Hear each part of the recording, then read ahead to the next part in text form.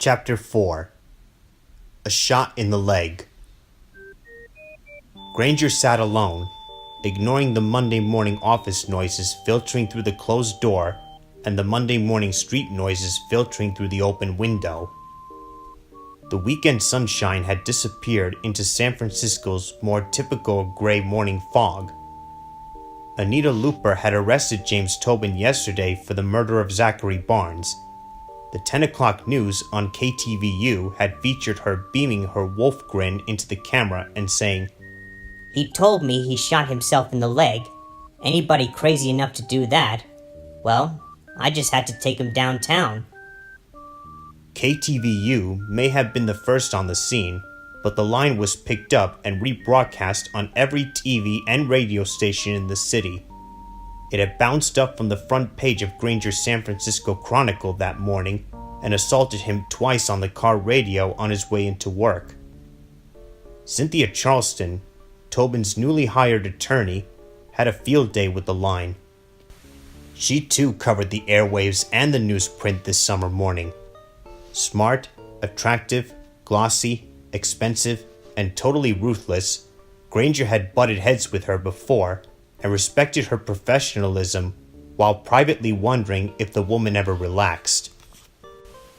Crazy? I didn't know the SFPD was hiring psychologists as cops.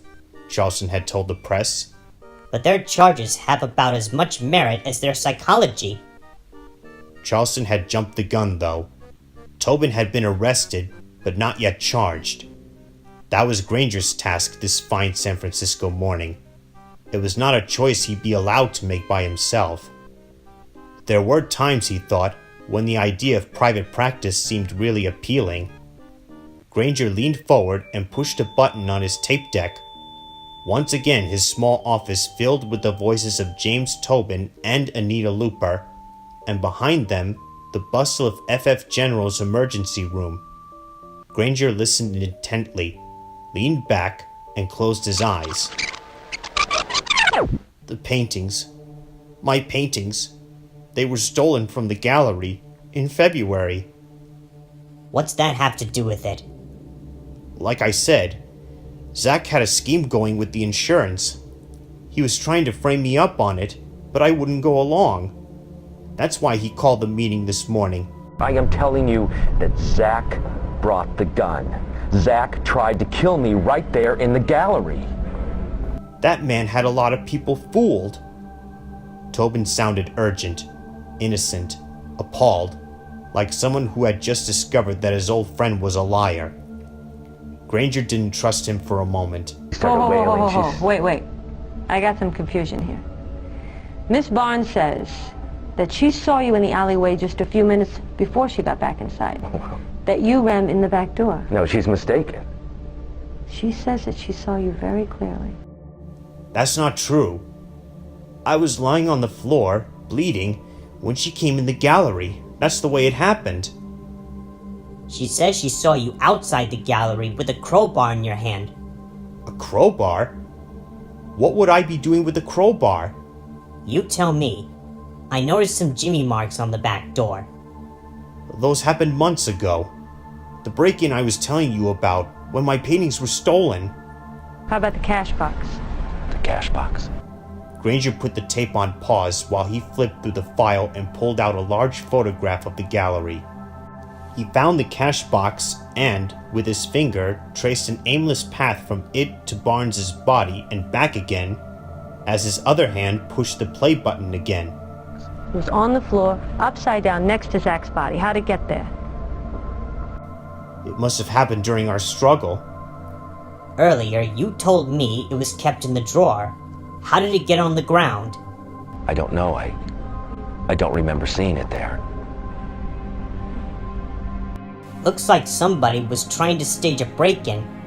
That somebody wanted to make it look like Zach had been killed by an intruder during a robbery. Isn't that what you were thinking? To make it look like a robbery?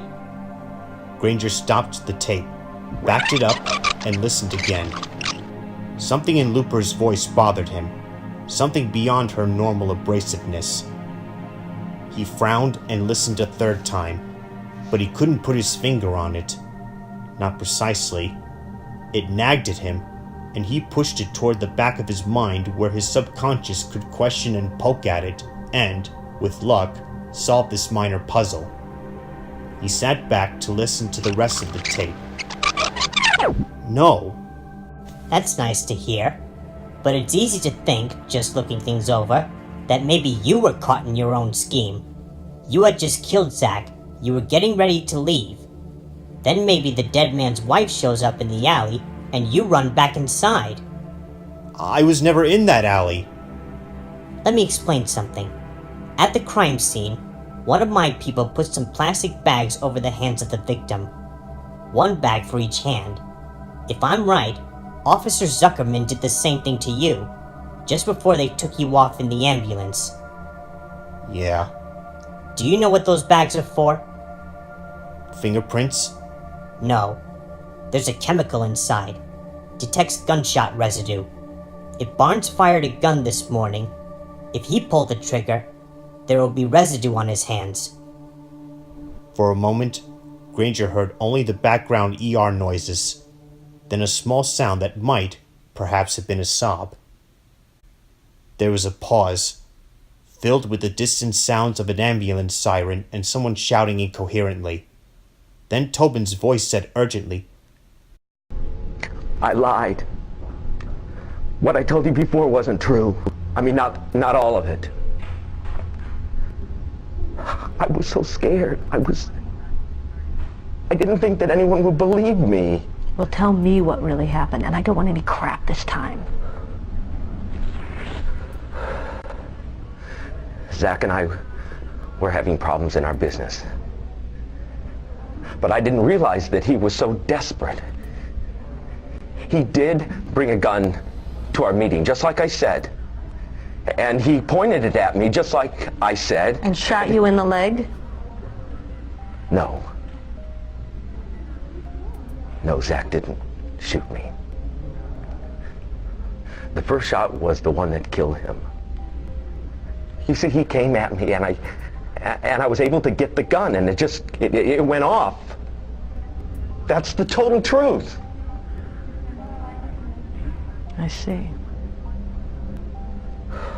Your own leg, how did that happen?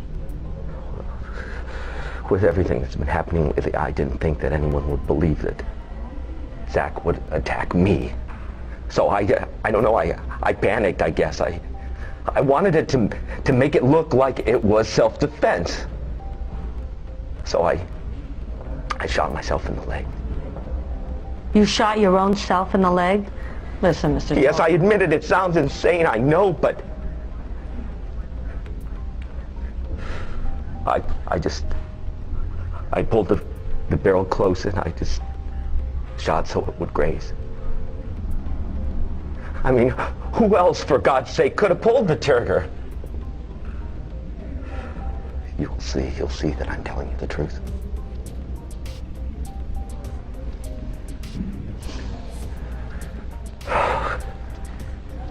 Tell me a little bit more about the problems you and Zach were having. I think that I better see a lawyer. Yes, Mr. Tobin. I think you better. The tape went dead, and Granger leaned back in his chair. Each time he listened to it, his gut reaction was the same. He guessed that Looper had felt it too, hearing it all in person. Tobin was lying. He was guilty as hell. But of what? Manslaughter would be easy to go for. In fact, it was probably what Tobin and Charleston were praying for.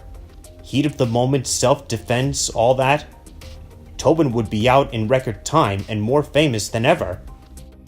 But Wong and Mayor McKinney were pushing for Murder 1, and so was every black leader in the city. After the recent Southern California celebrity murder trials, after Rodney King and O.J. Simpson, any interracial crime was big news, big politics. Hell, according to KCBS radio this morning, even the local seldom seen neo-Nazis had rung in, demanding that Tobin be freed immediately. If nothing else, the support of that group should make the artist and his attorney profoundly uncomfortable. something else wrote on this case, and a few of the reporters were savvy enough to make the connection. Wong was a good DA, but she was also a politician, conscious of image. She'd gotten elected by a coalition of minority liberals and white conservatives, appealing with her ethnicity on one hand and by hard-nosing the crime issue on the other. The Hayes Valley fiasco had hurt her with both constituencies, and she was smart enough to realize that this case could make up some of that ground, if it went her way.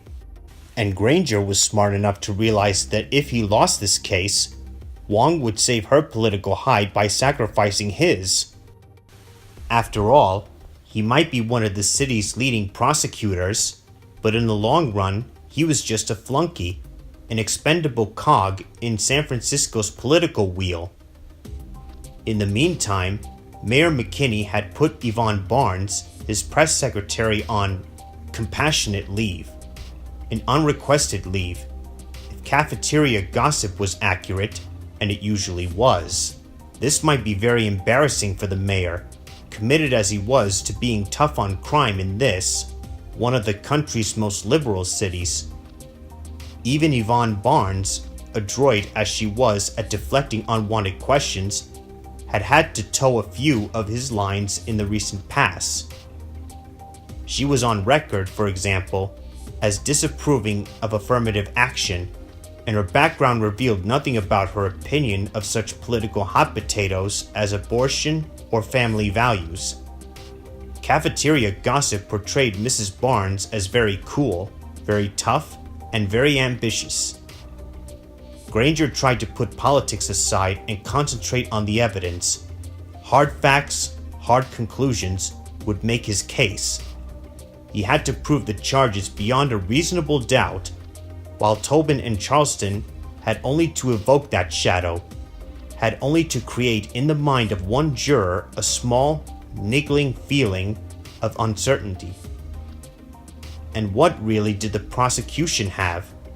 A handful of possible motives: money, jealousy over the Garcia girl, an argument about the handling of Tobin's career. But none of these motives really stood out. There had to be something else. In the end, as in most self-defense cases, it would come down to whether or not the prosecution could present enough evidence to force the accused onto the stand. The defendant had no obligation to testify, of course, but if the evidence was strong enough, the jury expected to hear an explanation. Then it was between the prosecutor and the accused. To win that battle, Granger needed to know more. About the crime itself, yes, but also about Tobin. The artist had been visible enough these last years, profiled in the paper, in a magazine, on the television news. A good-looking man with an aw shucks smile. But there was a darkness there too. He had the ability to be self-deprecating one minute, full of wild vision the next. A real chameleon. A guy like that could be trouble on the witness stand. He could disarm you. Worse, he could charm the jury and leave you looking like a fool. Wong wanted a decision now. The law said they could only hold Tobin for 48 hours without charging him, which gave him a solid day left. But politics spoke louder than the statute books. Another 24 hours of Cynthia Charleston public sniping would leave everyone, from the mayor on down, in the middle of a full-fledged crisis. We don't want to look indecisive, Wong had said flatly, in her won't brook discussion tone of voice. You don't want to look wrong either, Granger had retorted, but it hadn't helped. In the end, he knew he'd go with his gut reaction. Tobin was guilty. Guilty of premeditated murder. Murder in the first degree. Guilty as hell. Now, all he had to do was prove it.